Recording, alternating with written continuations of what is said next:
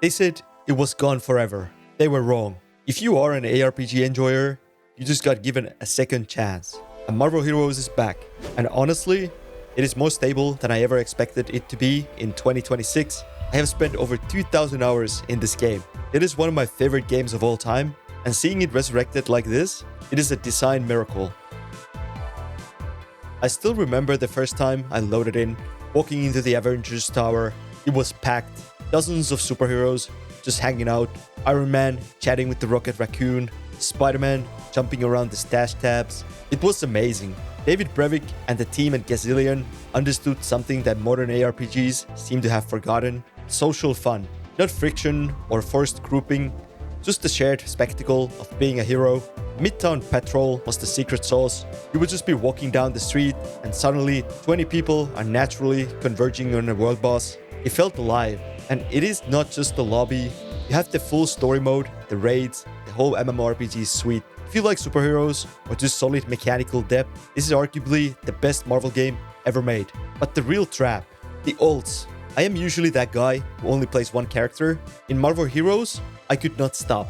The hero synergy system made it so rewarding to level up everything. You get permanent account-wide buffs for maxing out characters. It made the grind feel like you were actually building an Avenger level roster. So let's talk about the roster. 60 plus characters. And they are not just reskins. Every hero has a bespoke resource system.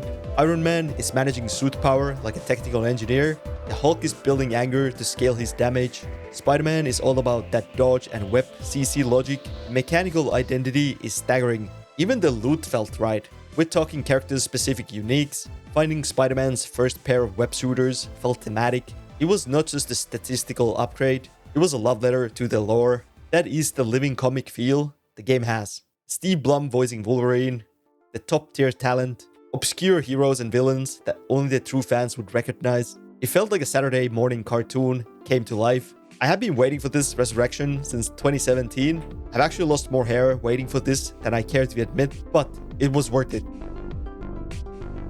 So what do you do in the game once you hit 60? That is where the real mechanical decisions start. A lot of my 2,000 hours went into the prestige system, leveling a character over and over just to get those different color names. Grinding for that specific hero skin felt like a badge of honor in the social hubs. But there was a real endgame here too. Cosmic trials, raids, the danger room. These were the mechanical stress tests. They were actually challenging loops that required you to completely master your character. But there's one thing that always felt like a missed opportunity: PvP. Gazillion had these big ideas for PvP lobbies and arenas, but they never really saw the light of day. With these new private servers though, who knows? Maybe the community finally realizes those PvP dreams. Imagine custom lobbies or competitive modes managed by the server owners. It is a bit speculative, sure, but the foundation is there. So where do you actually play? Right now, you have really two main choices. You have Project T.A.H.I.T.I. It's the retail experience. It has the highest population, but it is hosted in US. So for me, that's pretty much unplayable right now. This game doesn't deal with the lag too well, so that makes it completely unplayable. But the good thing is, we have the second choice. And if you're from Europe, you want Marvel Heroes Reborn. It is a UK hosted server, and the connection is a night and day difference. Plus, the Reborn has a massive quality of life hook. They have rebalanced the 10-man raids for solo and duo play. It is pretty much the perfect choice for those of us who just want to play at our own pacing. Getting back in is surprisingly easy. All you need is a client 1.52. If you don't have it on Steam, you can find it on the Internet Archive. Then you just register your account on the server's website and put the site config URL to your launch parameters. It is pretty much a 5-minute setup. I don't think this is just a nostalgia trip. It is a proof of concept that a fair economy and social fun can keep up a game alive long after the corporate servers die. Go play it before it's gone again.